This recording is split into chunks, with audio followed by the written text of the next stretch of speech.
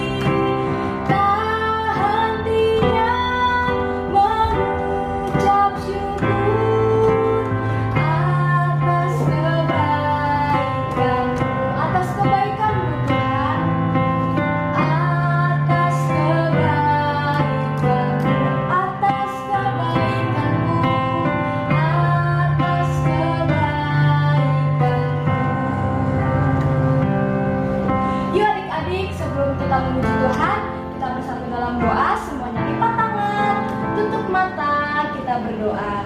Tuhan Yesus, terima kasih kalau pagi hari ini kami boleh kembali bangun Tuhan, kami boleh beribadah pada hari ini. Kalau sebentar kami akan memuji Tuhan, kami akan mendengarkan firman Tuhan. Biarlah Tuhan hadir di tengah-tengah kami. Ajar kami untuk duduk diam, untuk mendengarkan firman-Mu, supaya kami boleh mendapatkan berkat yang daripada Tuhan. Terima kasih, kami siap memuji Tuhan. Kami siap bersukacita hanya di dalam nama-Mu. Kami berdoa, kami mengucap syukur. Haleluya, amin. Oke adik-adik, hari ini Kak Chelsea lagi jadi princess. Adik-adik tahu nggak kalau princess itu tinggalnya di mana? Ya, princess itu tinggalnya di istana. Mereka adalah orang-orang kerajaan. Tapi adik-adik tahu nggak sih kalau adik-adik di rumah dan Kak Chelsea itu juga anak raja loh. Tahu nggak kenapa? Karena kita adalah anak Tuhan Yesus dan Tuhan Yesus adalah Raja di atas segala raja. Ya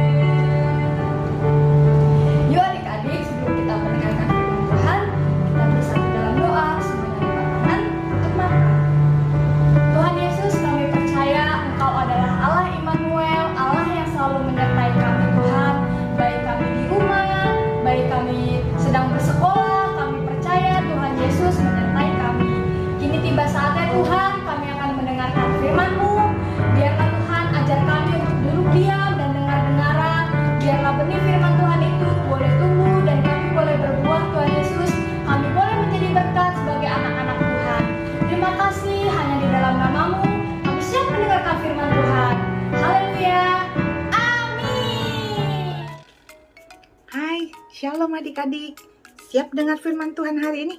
Yuk kita siapkan hati. Adik-adik, kita mau dengar satu firman Tuhan tentang satu tokoh Alkitab yang sangat luar biasa, yang terkenal pahlawan zaman dahulu ya adik-adik ya. Namanya Yosua. Oke, adik-adik mungkin udah dengar cerita minggu-minggu lalu ya tentang bagaimana Yosua mengalahkan tembok Yeriko. Orang Yeriko itu bisa dikalahkan karena Tuhan menyertai Yosua dan bangsa Israel. Nah adik-adik, kita hari ini mau dengar lagi bagaimana Yosua mengalahkan beberapa kota lainnya lagi. Nah ini seru banget nih adik-adik nih ceritanya ya. Nah Yosua itu diberi hikmat sama Tuhan. Pada satu hari dia mau menyerang satu kota yang namanya kota Ai. Nah adik-adik, dia tahu nih kalau kota Ai ini ada rajanya, ada prajurit-prajuritnya. Kalau langsung diserang bisa susah sekali. Akhirnya apa? Tuhan memberikan hikmat kepada Yosua. Dia bilang sama tentara-tentaranya, Tuhan sudah berfirman sama aku bahwa kita tidak perlu takut karena Tuhan menyertai kita. Kita akan serang kota Ai. Cuman dengar nih ya, ada strateginya, ada caranya. Caranya begini, kalian dengar sungguh-sungguh, kata Yosua kepada para prajuritnya ya. Nih, kamu 30 orang, kamu ngumpet di belakang kota Ai. Jangan sampai kelihatan. Kamu ngumpet di dekat hutan-hutan yang daerah situ, tapi jangan terlalu jauh gitu. Nanti aku akan pura-pura berkemah di depan kota Ai, di depan gerbangnya. Nanti kalau aku dengan beberapa tentara yang bareng-bareng sama aku ini diserang sama Raja Ai, aku akan pura-pura kalah. Aku akan lari ke belakang, masuk ke hutan yang di belakang sana. Kamu, kalau aku kasih tanda lembing ini aku naikin ke atas, kamu harus menyerang kota Ai itu. Dan kamu harus kalahkan, kamu harus bakar, kamu harus membunuh semua orang yang ada di situ, kata Yosua. Terus akhirnya apa? Kamu 30.000 di sana ya ngumpet ya. Nah yang 5.000 aku juga nanti ngumpet sebelah situ lagi. Jangan jauh-jauh juga. Sebelum aku kasih tanda, kamu jangan keluar juga. Nah, akhirnya adik-adik, betul ya, mereka berstrategi seperti itu. Akhirnya mereka siap-siap. Yosua ini berkemah di depan gerbang kota Ai bersama dengan beberapa prajuritnya gitu.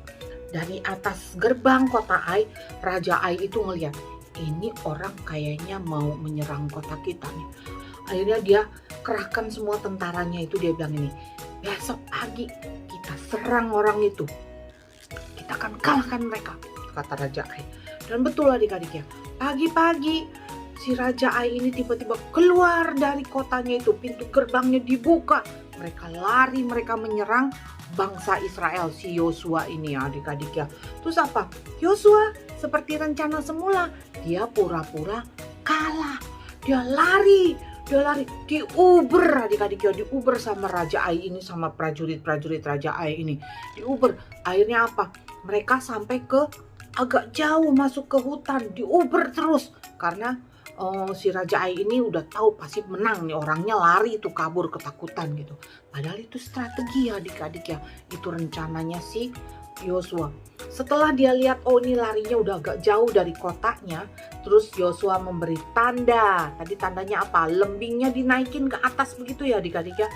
Tentara Yosua yang melihat tanda lembing di atas itu, mereka lari keluar dan mereka masuk ke kota Ai. Dan betul adik-adik, sesuai dengan perintah yang diperintahkan pada waktu itu, kota Ai itu dibakar, orang-orangnya dibunuh, hartanya dijarah sama orang-orang bangsa Israel ini adik-adik. Pas sudah dibakar, apinya kan keluar ya, asapnya juga keluar. Raja Ai yang lagi nguber si Yosua ini diteriakin sama prajuritnya, Raja, Baginda Raja, lihat ada asap di dekat kota kita gitu. Raja Ai kaget, dia bilang, waduh, kota kita diserang, gak ada yang bisa mempertahankan di sana. Raja Ai lari mau balik lagi ke kotanya. Tapi pada saat dia lari berbalik, Yosua dengan tentaranya juga berbalik. Dari yang pura-pura lari ketakutan, dia malah menjadi menyerang si Raja Ai. Raja Ai pikirkan dia mau lari masuk ke kotanya. Yosua kasih tanda, yang 5.000 orang itu tentaranya yang tadi ngumpet di tempat yang lain keluar. Akhirnya apa? Raja Ai di tengah-tengah akhirnya dia bisa dikalahkan ya adik-adik ya. Semua tentaranya Raja Ai itu dibunuh, dimatiin. Dan Raja Ai-nya pun akhirnya dibawa hidup-hidup masuk ke kota. Dan dia diadili sama orang-orang Israel sama para penatuanya. Nah adik-adik, akhirnya Raja Ai-nya juga dibunuh ya adik-adik ya. Karena sesuai dengan firman Tuhan pada zaman dulu kan pakai hukum Taurat ya. Mereka masih diizinkan untuk membunuh seperti itu. Nah adik-adik, setelah itu kota-kota yang di daerah lain itu ngedengar, wah ini Yosua disertai Tuhan nih. Dia mengalahkan banyak kota. Akhirnya ada satu kota yang namanya Gibeon. Gibeon ini rajanya lumayan pinter nih adik-adik ya. Dia tahu nih, kalau saya diam-diam aja di sini, pasti kita diserang, pasti kita kalah. Terus akhirnya apa? Dia cari ide, gimana ya? Saya tahu, kata Raja Gibeon. Kita pura-pura aja. Kita pura-pura menjadi orang yang sedang berkelana, sedang jalan-jalan dari tempat yang jauh. Kita harus pakai baju yang jelek, baju yang udah sobek-sobek, terus pakai sepatu juga yang jelek, yang kelihatannya habis dipakai lama. Terus kita bawa air minum, di tempat minum zaman dulu namanya kirbat ya adik-adik, itu terbuat dari kulit binatang. Tapi ini kirbatnya tuh kalau udah tua, udah bolong-bolong, udah jelek, udah mesti diganti. Tapi nih si Raja Gibeon ini pinter, dia pura-pura bawa kirbat yang jelek, pakai baju yang jelek, pakai sepatu yang jelek. Terus udah gitu dia bawa rotinya pun dia pilihnya nggak yang bagus, tapi dia pilih yang udah keras adik-adik ya, roti yang zaman dulu yang buat nimpuk anjing aja bisa benjol anjingnya ya adik-adik ya. Nah adik-adik, setelah itu betul si Raja Gibeon ini bersama dengan beberapa tentaranya pura-pura berkelana jalan. Terus dia nyamperin Yosua. Terus dia bilang sama Yosua sama penatua orang Israel itu, dibilang gini, salam, kami dari negara yang jauh, kami dari negeri yang jauh. Boleh nggak kami menumpang di sini? Kata si Gibeon pura-pura nih ya, Raja Gibeonnya. Terus orang Israel bilang gini, kamu siapa? Kamu dari mana? Terus Raja Gibeonnya bilang, kami dari kota yang sangat jauh. Kami kesini mau menumpang, boleh nggak? Gitu. Terus akhirnya orang-orang Israel bilang ini, kamu menumpang, emang kamu dari mana sih? Gitu. Kami dari jauh banget nih, lihat nih, baju kami aja udah bolong-bolong, udah jelek. Nih lihat nih, sepatu kami aja juga udah bolong-bolong, udah jelek.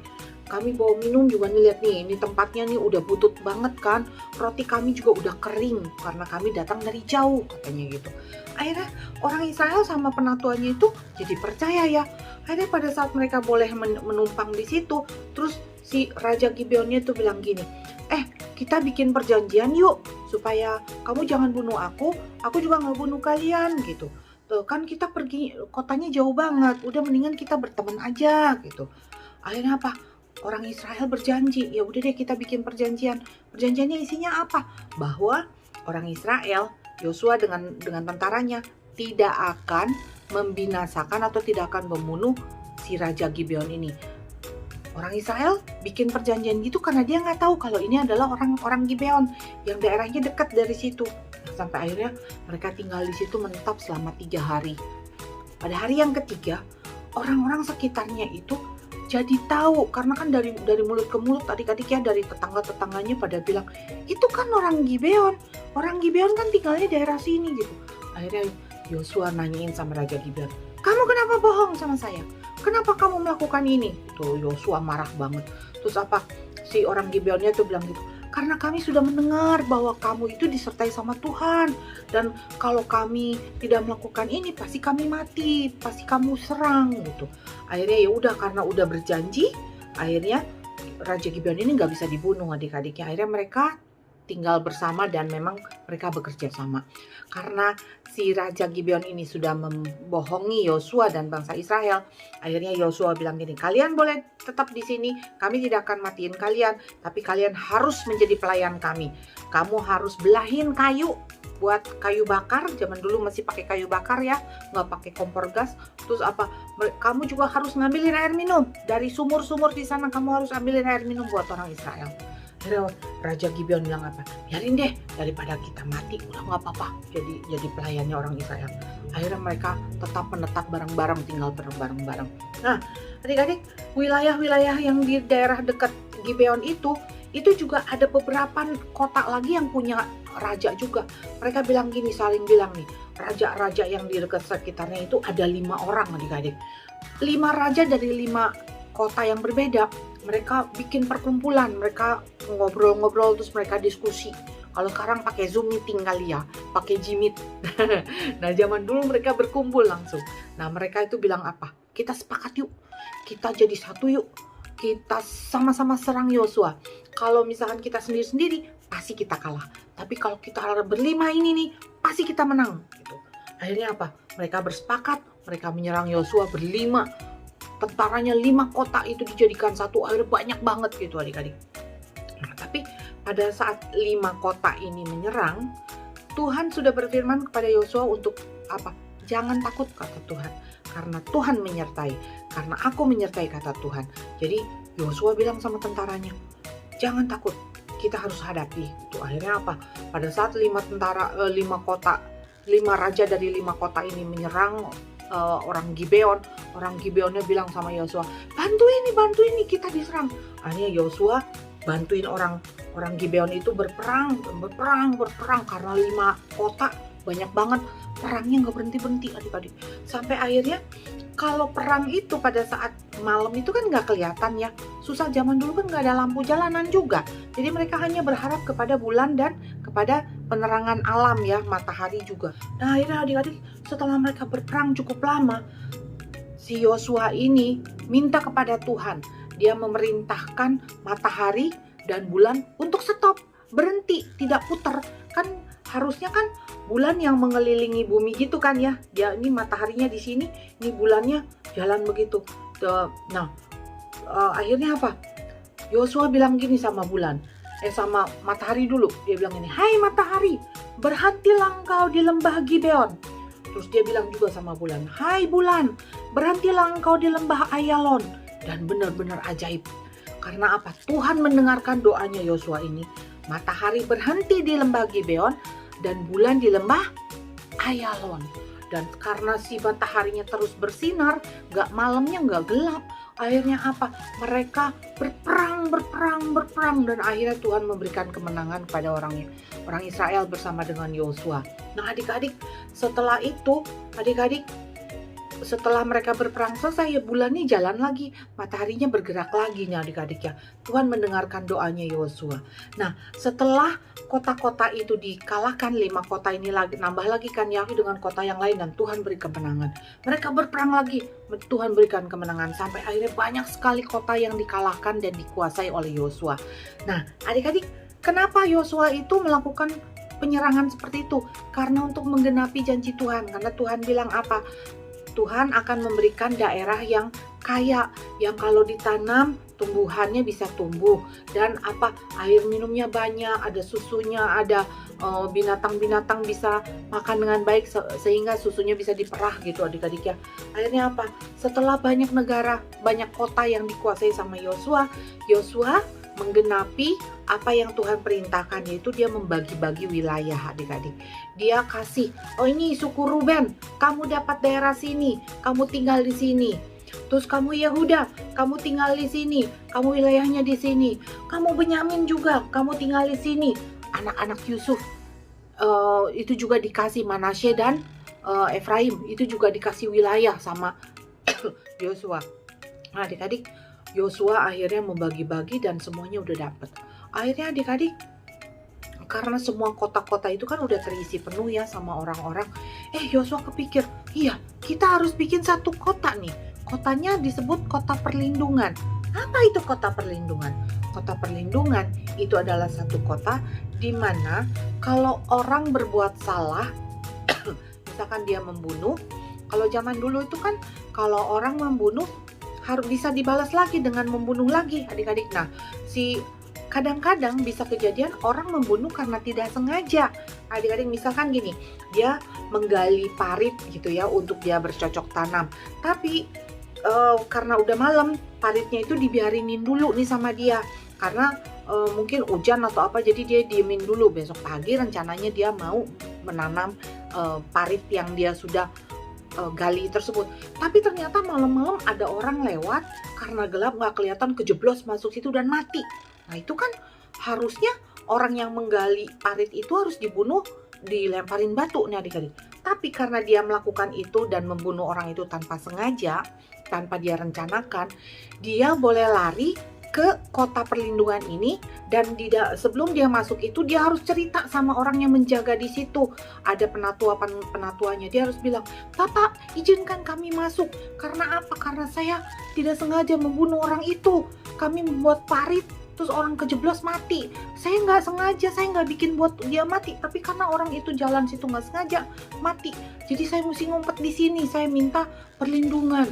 Nah, adik-adik, kota itu dibuat seperti itu. Jadi orang-orang yang bersalah karena tidak sengaja itu boleh tinggal di situ dan tidak boleh dihukum mati lagi sama orang yang mau balas dendam gitu, adik-adik ya. Nah, akhirnya kota itu sudah terbentuk dan kota itu sudah dijagain juga sama orang-orangnya. Akhirnya apa? Itu berjalan, adik-adik ya. Orang Israel bisa hidup dengan damai. Sampai akhirnya si Yosua ini makin lama kan makin tua. Dia sampai dengan usianya 110 tahun. Tua banget ya, 110 tahun. Akhirnya Yosua meninggal. Nah, adik-adik, Yosua itu meninggal karena dia itu penatua orang Israel. Dia itu dikuburkannya tuh di satu tempat nih, namanya nih ya. Dia dikuburkan di daerah milik pusakanya di Timnat Serah namanya. Itu adanya di pegunungan Efraim, adik-adik ya. Nah, itu adanya di sebelah utara Gunung Gas, pokoknya daerah Israel sana gitu, adik-adik. Akhirnya Yosuanya mati, terus banyak juga ada beberapa, Eliasar juga satu nabi, satu penatua di sana juga ikutan mati, dia dikuburkan di sana. Nah, adik-adik, cerita ini menceritakan bagaimana Tuhan itu turut bekerja sama bersama dengan orang yang mengasihi Tuhan. Betul kan? Yosua mengasihi Tuhan dan Tuhan menolong Yosua di setiap peperangan yang dia lakukan. Nah, adik-adik, ayat firman Tuhan yang tadi ini kakak ceritakan nih, itu diambil dari Yosua 8 sampai Yosua 24. Kalian baca, seru banget ceritanya ya. Nah, kayak baca novel jadinya, kayak baca buku cerita, pokoknya seru deh gitu. Kalian baca ya kalau sempat ya. Nah, terus adik-adik, ayat hafalannya itu diambil dari Roma 8 ayat 28. Oke, nih ayatnya apa bunyinya? Kita akan baca sama-sama ya adik-adik ya. Roma 8 ayat 28 tuh bunyinya adalah, kita tahu sekarang bahwa Allah turut bekerja dalam segala sesuatu untuk mendatangkan kebaikan bagi mereka yang mengasihi Dia, yaitu bagi mereka yang terpanggil sesuai dengan rencana Allah. Oke, Roma 8 ayat 28 bunyinya, kita tahu sekarang bahwa Allah turut bekerja dalam segala sesuatu untuk mendatangkan kebaikan bagi mereka yang mengasihi Dia, yaitu bagi mereka yang terpanggil sesuai dengan rencana Allah. Oke, amin buat firman Tuhan. Kalau Tuhan sertai Yosua 2000 tahun yang lalu, Tuhan juga akan sertai kita semua. Asal kita tetap menaruh harapan kita kepada Tuhan dan melakukan yang baik, yang menyenangkan hati Tuhan. Amin buat firman Tuhan. Kita sama-sama berdoa ya. Bentar ya. Tuhan Yesus, terima kasih Tuhan untuk firman-Mu hari ini.